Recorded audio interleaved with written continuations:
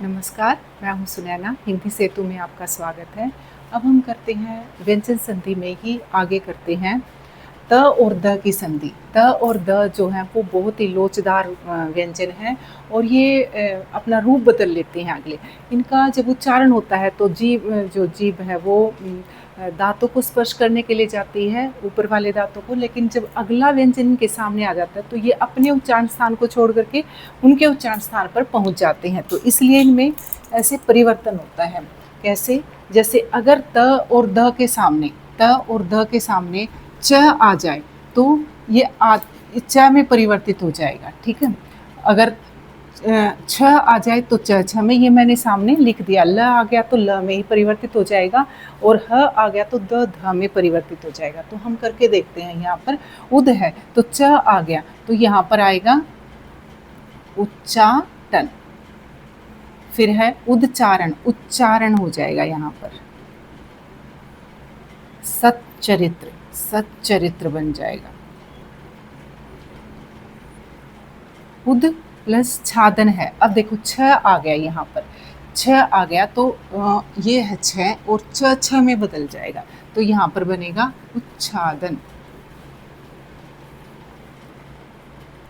फिर छ आ गया तो यहाँ पर बनेगा उच्छेद।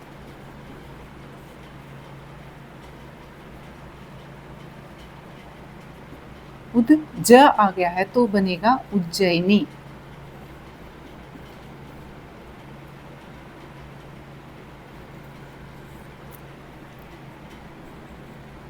अब उज्ज्वल में दो जय क्यों आते हैं? क्योंकि एक जय ये आधा है और एक जय ये हो गया उज्ज्वल। जगत जननी, जगत ज में परिवर्तित हो जाएगा जगत जननी। देखिए आगे ल है तो उल्लास।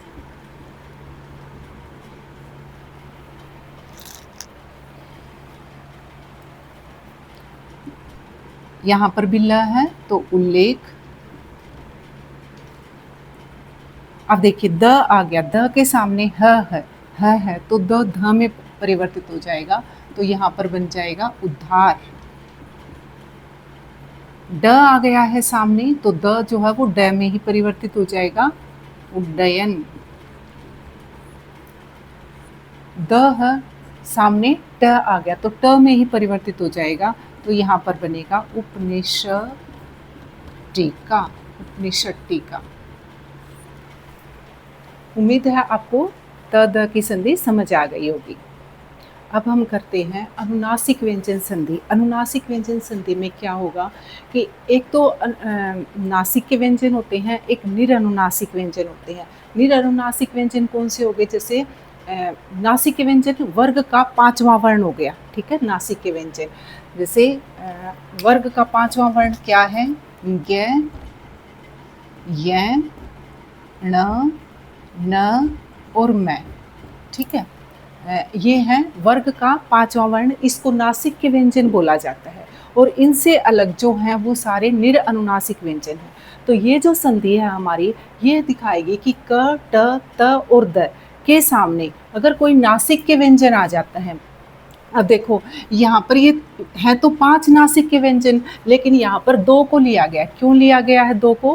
क्योंकि जब हम 5 वर्ग करते हैं तो ये जो होता है, जैसे हम पहले बोलते थे क, ख, ग, घ, ड़, लेकिन ये ड़ नहीं है।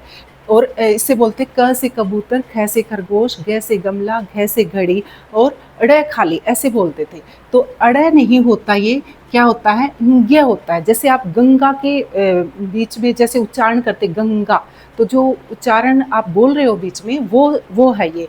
और इसको बोलते थे ये खाली। खाली क्यों है? क्योंकि इससे कोई भी शब्द नहीं बनता, इससे भी कोई शब्द नहीं बनता, इससे भी कोई शब्द प्रारंभ नहीं होता, इसलिए इन तीनों को छोड़ दिया जाता है। तो किसको लेंगे हम नासिक के व्यंजन को? न और म को लेंगे। अब न और म को मैंने यहाँ पर लिया है। इसको उत्तर अनुनासिक व्यंजन संधि भी बोलते हैं। क्यों बोलते हैं? कि जो ये हमारा शब्द है, ये पूर्व पद है और ये उत्तर पद है। तो जो उत्तर पद है वहाँ पर न और मैं आएंगे यहाँ पर, ठीक है। और उसमें क्या परिवर्तन होगा वो यहाँ पर करते हैं हम।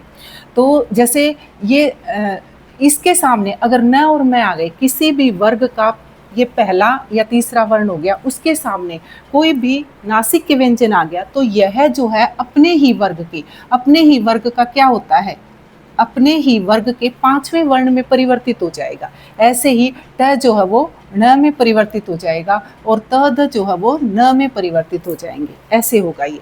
ठीक है, जैसे हम अब करके देखते हैं, उद और नत है, द है, द आ गया यहाँ पर और इसका क्या बनेगा, द किस में परिवर्तित हो जाएगा, त थ द ध न है इसका अंतिम वर्ण, तो उन्नत बन जाएगा यहाँ पर, उन्नत। अब यहाँ पर सत है, त आ गया, सामने क्या है, नासिक के व्यंजन न या म में से कोई भी आ जाए, तो ये जो यहाँ वाला देखना आपको, इसको परिवर्तित करना है और ये खुद के ही वर्ग के पांचवें वर्ण में परिवर्तित हो जाएगा, तो यहाँ पर बनेगा सन्मति। द आ गया, उन्मूलन बनेगा यहाँ पर, यहाँ पर बनेगा वृहत, वृहन्नल, बृहन्नल बनेगा, अर्जुन को बोलते हैं बृहन्नल, बृहन्नल। और यहाँ पर हम देखते हैं दिक है, वर्ग का पहला वर्ण, तो कौन सा बन जाएगा, पांचवां वर्ण बन जाएगा।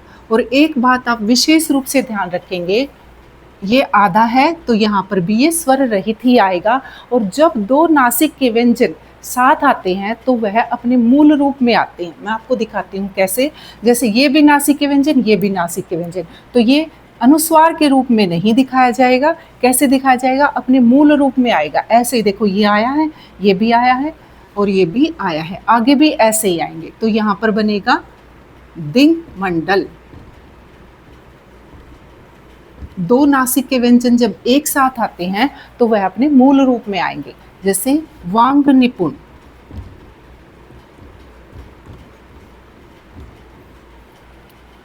षणमास,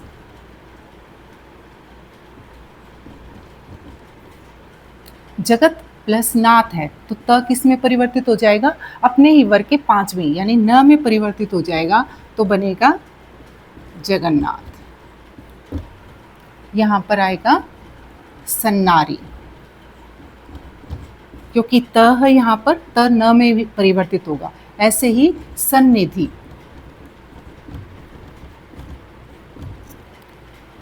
आगे है चिन्मय,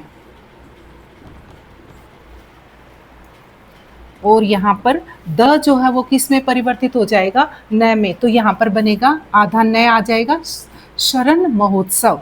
अब देखिए द था यहाँ पर, द का प्रयोग हुआ है, ऐसे ही यहाँ पर उद का प्रयोग हुआ है, उद, तो ये शरद बनता है शब्द, शरद महोत्सव। ऐसे ही तद बनेगा यहाँ पर, तो यहाँ पर बन जाएगा न, तन्मय बन जाएगा।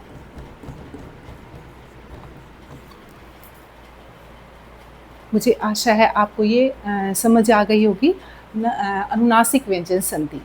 Thank you for watching.